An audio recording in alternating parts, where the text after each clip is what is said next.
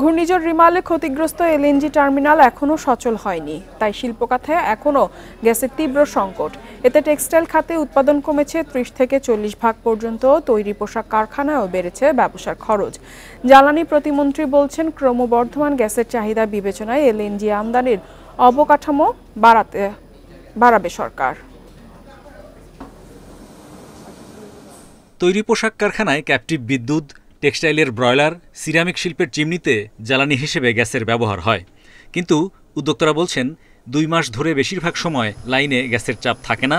এতে বিঘ্নিত হচ্ছে উৎপাদন, নষ্ট হচ্ছে কারখানার কাঁচামাল ও যন্ত্রপাতি, বাড়ছে ব্যবসার খরচও।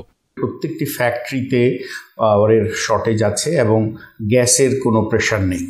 এই যে একটা উৎপাদনমুখী ফ্লোর, পাওয়ারের কারণে বসে থাকা, এই যে উৎপাদনের যে অপচয়, এটা কিন্তু আমাদের জন্য সুইসাইডাল। একে তো আমরা প্রোডাকশন লস হয়, তার সাথে সাথে আমাদের একটা বড় যেটা প্রবলেম হয় যে এটা আমাদের মেশিনারিজের লাইফ লাইনের উপর একটা ডাইরেক্ট ইম্প্যাক্ট ক্রিয়েট করে। কারণ যখনই একটি প্রসেস হঠাৎ করে আমাদের গ্যাস প্রেশার কমে গেলে আমাদের জেনারেটরগুলো ট্রিপ করে।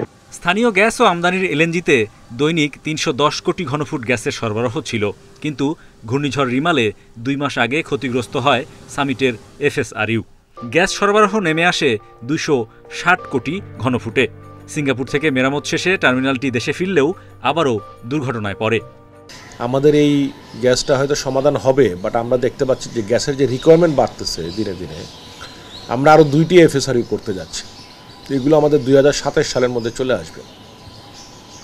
কিন্তু সেগুলোকে আবার নিয়ে আসা, সেটার পাইপলাইনটা আমাদের ইমার্জেন্সি করতে হবে, ঢাকা চিটাগাং পাইপলাইন। এর আগে জানানো হয় 30 জুলাইয়ের মধ্যে সামিটের এলএনজি টার্মিনাল সচল হবে। তবে সবশেষ তথ্য মতে প্রতিকূল আবহাওয়ায় সমুদ্রের গভীরে মেরামতের কাজে বাড়তি সময় লাগছে। Hari Saha, independent news, Dhaka. জ্বালানি পরিস্থিতির সার্বিক অবস্থা নিয়ে আলোচনা করতে আমাদের সঙ্গে স্টুডিওতে আছেন সহকর্মী হরি সাহা। হরি সাহা, আপনাকে স্বাগত জানাচ্ছি অর্থনীতি সারাদিনে। আপনার কাছে আমরা জানতে চাইব, গ্যাসের সংকট তো এর আগেও ছিল, কিন্তু হঠাৎ করে এত তীব্র হওয়ার কারণটা কি? ইফতারা যেটা বলছিলেন, গ্যাসের সংকট কিন্তু কম বেশি ছিল সবসময়ই। কারণ আমাদের গ্যাসের যে চাহিদা দৈনিক, সেটা 370 থেকে 80 কোটি ঘনফুট, কিন্তু 1000 MMCF অর্থাৎ 100 কোটি ঘনফুটের মতো গ্যাসের সরবরাহ আসে এলএনজি আমদানির মাধ্যমে। বাকি 210 থেকে 220 কোটি ঘনফুট কিন্তু স্থানীয় যে গ্যাস, আমাদের গ্যাসের যে ক্ষেত্রগুলো রয়েছে সেখান থেকে আমরা সরবরাহ করে থাকি। কিন্তু এই যে 3200 MMCF বা 310 কোটি বা 320 কোটি ঘনফুট গ্যাসের যে সরবরাহ সবসময় থাকে, তার বিপরীতে চাহিদা কিন্তু 360 থেকে 70 কোটি ঘনফুট, অর্থাৎ 50-60 কোটি ঘনফুটের গ্যাসের যে একটা সংকট বা অভাব সবসময় থাকে, সেটা মোকাবেলা করেই দেশের শিল্প খাত বিভিন্নভাবে এগিয়ে যাচ্ছে। কিন্তু গত যে ঘূর্ণিঝড় রিমালে সামিটের একটি টার্মিনাল, 2টি এলএনজি টার্মিনালের মধ্যে সামিটের একটি টার্মিনাল কিন্তু ক্ষতিগ্রস্ত হয় এবং সেটা কিন্তু সংস্কারের জন্য সিঙ্গাপুরে পাঠানো হয়। চলতি মাসের 10 তারিখে সিঙ্গাপুর থেকে মেরামত শেষে দেশে আসে।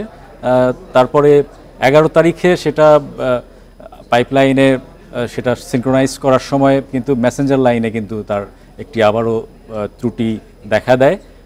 তার ফলে কিন্তু এখনো কিন্তু সচল করা যায়নি। এই নতুন যে ত্রুটি দেখা দিয়েছে, এই ত্রুটি আবার কবে নাগাদ আমরা ঠিক হতে পারে, সেই বিষয়ে কি কিছু জানতে পেরেছেন আপনি? ত্রুটি সংস্কারের জন্য সিঙ্গাপুর থেকে কিন্তু একটি বিশেষ টিম এসেছে, বিশেষ ডুবুরি, যারা সমুদ্রের গভীরে যে সেই ত্রুটি শনাক্ত করে সেগুলো শনাক্ত করবে, সংস্কার করবে, মেরামত করবে। সেই জন্য সিঙ্গাপুর থেকেই টিম বাংলাদেশে আনা হয়েছে।